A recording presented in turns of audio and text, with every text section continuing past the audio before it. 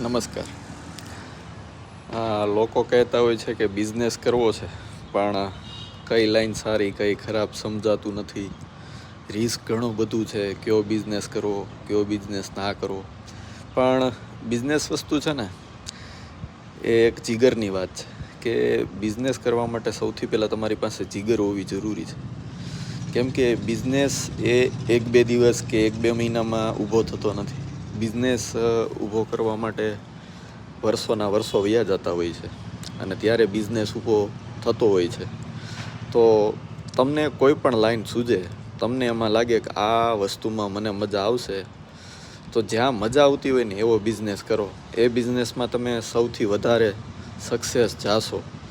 અને સમય તો દરેક જગ્યાએ દેવો જ જોશે, નાનામાં નાના બિઝનેસથી લઈને મોટામાં મોટા બિઝનેસ સુધી.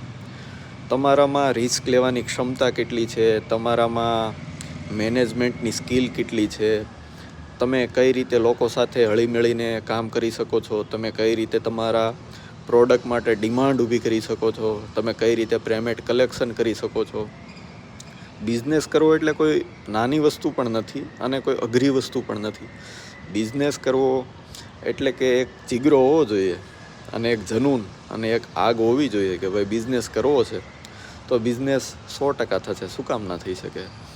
નાનામાં નાના માણસને આપણે ઊભો થતા જોયો છે અને મોટા બિઝનેસ કરતા જોયો છે. અને આપણે ગુજરાતી છીએ તો ગુજરાતીના લોહીમાં જ બિઝનેસ હોય છે. તો બિઝનેસ કરવો કોઈ અઘરી વસ્તુ નથી. બસ એકવાર દિલમાં ગાંઠ વાળી લ્યો, મનમાં ગાંઠ વાળી લ્યો કે બિઝનેસ કરવો છે, તો શું કામ ના થાય? થાય ને થાય જ. બિઝનેસ કરવો એ ગુજરાતી માટે કોઈ અઘરી વસ્તુ નથી. બસ એકવાર રિસ્ક ઉઠાવવું પડે, પ્રોપર પ્લાનિંગ કરવું પડે, અને એક્શન ને એક્શન સતત લીધા કરો. તમારો બિઝનેસ સક્સેસ જાય અને જાય જ. તો આજથી જ તૈયાર કરો. કોઈ એક બિઝનેસ ગોતો, એની બ્લુ પ્રિન્ટ બનાવો અને એના પર એક્શન લેવાનું શરૂ કરો.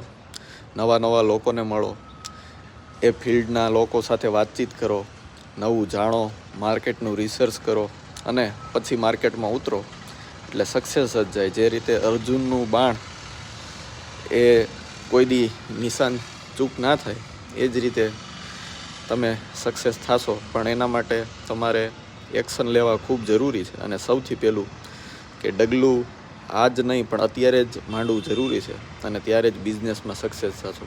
Thank you so much. જય હિન્દ, જય ભારત.